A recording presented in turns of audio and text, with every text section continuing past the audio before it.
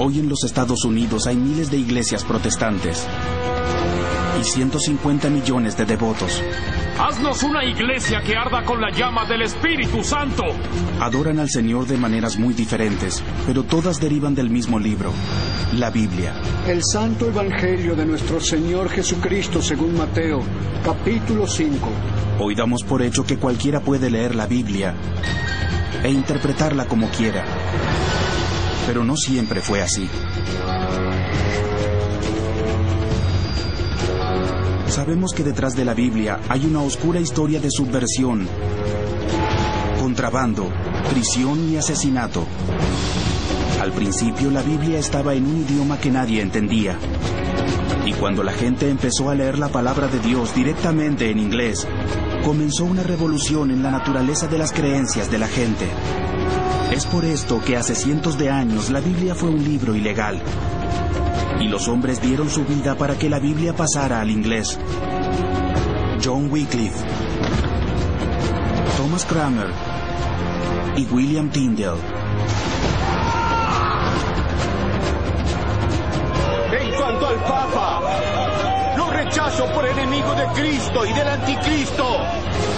Pero su lucha hizo que la gente tuviera acceso a la Biblia como una de las bases del cristianismo moderno y de la democracia moderna. Esto es lo que le debemos a la Biblia en inglés. La Biblia en inglés.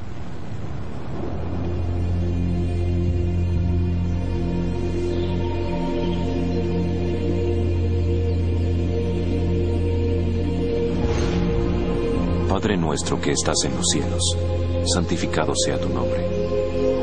Para muchos estadounidenses, hoy estas palabras son literalmente las palabras de Dios. Venga a nosotros tu reino. Hágase tu voluntad así en la tierra como en el cielo. Pero en realidad los idiomas originales de la Biblia fueron el hebreo y el griego antiguo. Danos el pan de cada día y perdona nuestros pecados. Esta traducción se hizo en 1526 y en ese momento era un acto ilegal. En aquel entonces las autoridades inglesas pensaban que si la gente comenzaba a leer la Biblia por sí mismos, cuestionarían la autoridad de la Iglesia. Y no nos dejes caer en la tentación, y líbranos del mal, porque tuyo es el reino, el poder y la gloria por siempre. Amén. Entonces, cuando la Biblia apareció por primera vez en 1380, fue una señal, no solo de un renacer religioso, sino de una gran agitación política. En aquel tiempo solo había una iglesia en toda Europa occidental. Era la iglesia que hoy llamamos Católica Romana. Y en su cima estaba el Papa. La iglesia tenía un monopolio en la manera en que la gente experimentaba el cristianismo. No había otra iglesia. No tenían opciones para encontrar la salvación. Y concurrir a la iglesia no era algo voluntario. No había opción. Lo exigían.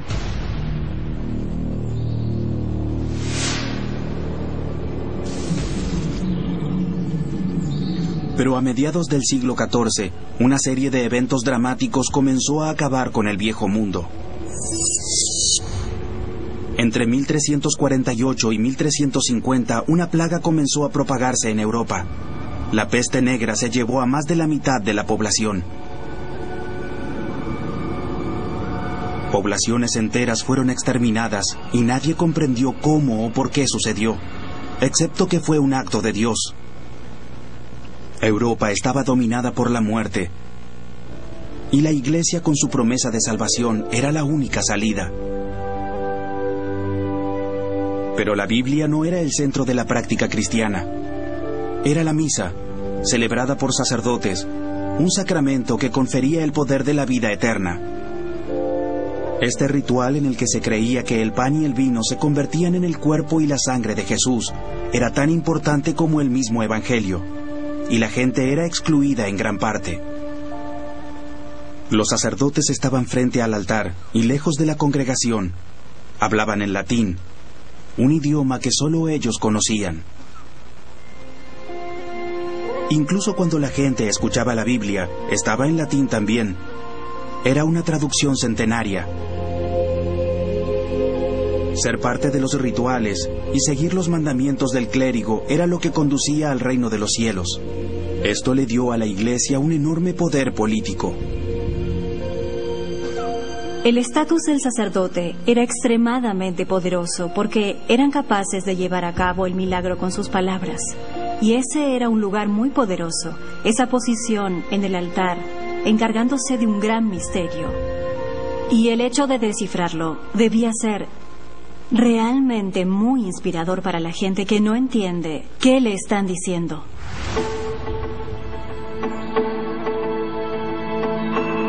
Pero en 1370, un inglés desafió a toda esa autoridad. Juzgó la riqueza y el poder político de la Iglesia, cuestionó su sacramento sagrado y la misa, y atacó la autoridad espiritual de sus clérigos. Su nombre era John Wycliffe. Fue el líder eclesiástico de la época. Una lectura meticulosa de las Escrituras le mostró a Wycliffe cuánto se había alejado la Iglesia Universal de la pureza de los evangelios originales. Con su lectura personal de la Biblia se convenció de que la Iglesia se había equivocado y que entonces la afirmación de su propio poder se contradecía en las Escrituras en un punto. Y eso hacía a la Biblia la fuente de la autoridad para el cristianismo. Indignado, Wycliffe reclamó un nuevo cristianismo puro y renovado y una Biblia en inglés para respaldarlo. Ahora que lo sabemos, ¿por qué no podemos escribir en inglés el Evangelio para edificar las almas de los hombres? Entonces comenzó un movimiento revolucionario. John Wycliffe y sus seguidores tradujeron la Biblia en su idioma. En la jerga de la época, esta gente se llamaba lollardos o murmuradores, quizás porque siempre estaban orando entre dientes. Convirtieron la Biblia latina en su discurso cotidiano, una versión anticipada del inglés contemporáneo.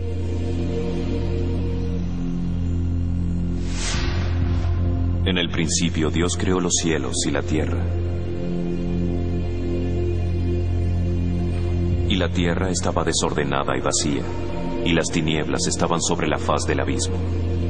Y el Espíritu de Dios se movía sobre la faz de las aguas.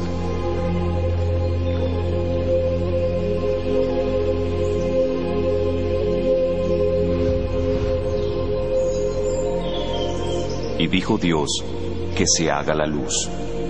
Y la luz se hizo. Y fue la tarde y la mañana del primer día. La imprenta todavía no llegaba en el occidente. Cada Biblia de Wycliffe fue escrita a mano. Podía llevar 6 meses. Una Biblia de Wycliffe no se imprime para que cada una sea un ejemplar único. Las Biblias anteriores parecen manuales de traducción del latín al inglés, palabra por palabra. Se parece a una traducción literal en vez de una traducción de ideas y eso carece de sentido. Las versiones posteriores parecen más naturales, más acertadas, más atrayentes. Se leen menos como si alguien practicara su traducción y más como si la gente pensara bíblicamente. Leer la Biblia de Wycliffe alentó a la gente a pensar por sí misma. Las autoridades no toleraron eso. Molestó al status quo en la Iglesia y en el Estado. Wycliffe murió en 1384. Poco después, una serie de medidas represivas intentaron detener al movimiento lollardo. Luego, en 1407, las versiones de Wycliffe fueron censuradas y la traducción al inglés de la Biblia era ilegal. Desde entonces, la posesión de la Biblia en inglés era prueba de herejía y el castigo para ello era la hoguera. En 1415, 30 años después de su muerte, un consejo de toda la Iglesia juzgó a Wycliffe como hereje, lo cual resultó en un extraño ritual. En 1428, casi medio siglo después de ser sepultado, el cuerpo de Wycliffe fue desenterrado por las autoridades. Esta macabra decisión Fue la venganza de la Iglesia. Haec Sanctus Synodos declarat deficientiat eundem Johannem Wycliffe. Este sagrado consejo declara, define y determina que el mismo John Wycliffe ha sido un notable y persistente hereje. Ha muerto como un verdadero hereje. Luego este cuerpo fue entregado a las autoridades y quemado. Este consejo también excomulga su memoria y decreta y ordena que su cadáver, si pudiera distinguirse de los cadáveres de los fieles, sea exhumado y arrojado lejos del cementerio de la Iglesia, de acuerdo a las sanciones legítimas de la ley canónica. Así, las autoridades esperaban destruir por completo a Wycliffe y sus ideas. Pero fue una ilusión vana. Existen más manuscritos de la Biblia de Wycliffe que de cualquier otro texto medieval en inglés, a pesar de que era ilegal. Las ideas de Wycliffe no mueren, porque son más inmortales que su cuerpo y permanecen en la inspiración que le da a sus seguidores. Lo que sucede con las Biblias de Wycliffe es muy interesante porque tenemos muchas. A pesar de esta censura, debieron producirse en grandes cantidades. Es un texto que es prohibido y como tal es extremadamente popular. La Biblia de Wycliffe circuló a escondidas entre los lollardos por los próximos 100 años, a pesar de la prohibición. Pero la Iglesia Católica continuó intentando ocultarla de la vida religiosa inglesa.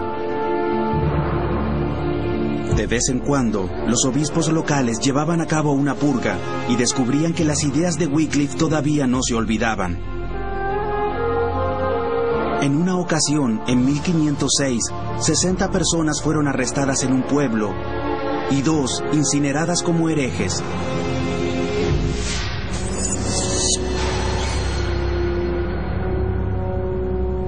Más tarde, en 1520, cuando el rey de Inglaterra, Enrique VIII, estaba en el trono, un nuevo ataque tuvo lugar en la ya establecida Iglesia Católica. Ahora era más difícil censurar el pensamiento libre. En toda Europa estaba surgiendo el Renacimiento. Los exploradores habían llegado a Estados Unidos. Los astrónomos estaban creando nuevos mapas de estrellas. Había una revolución en el arte y la literatura. Y los conocimientos de la Iglesia habían alcanzado otro nivel de eficacia.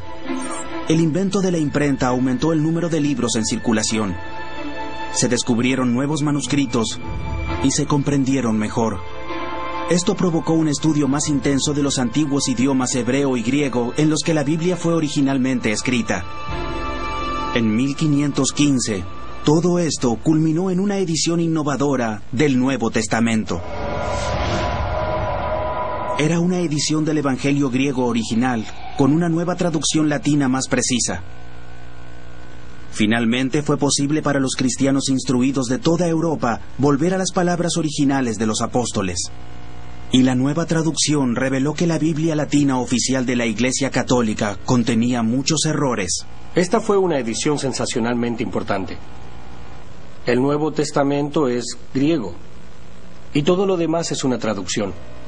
El impacto fue colosal.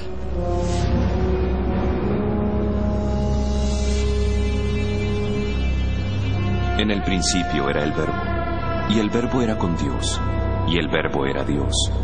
Este era en el principio con Dios. Todas las cosas por Él fueron hechas, y sin Él nada de lo que ha sido hecho fue hecho.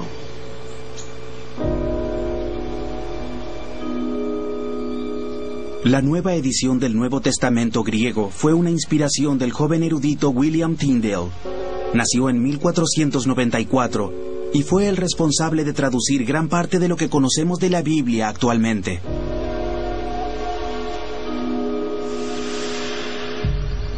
La luz en las tinieblas resplandece, y las tinieblas no prevalecieron contra ella.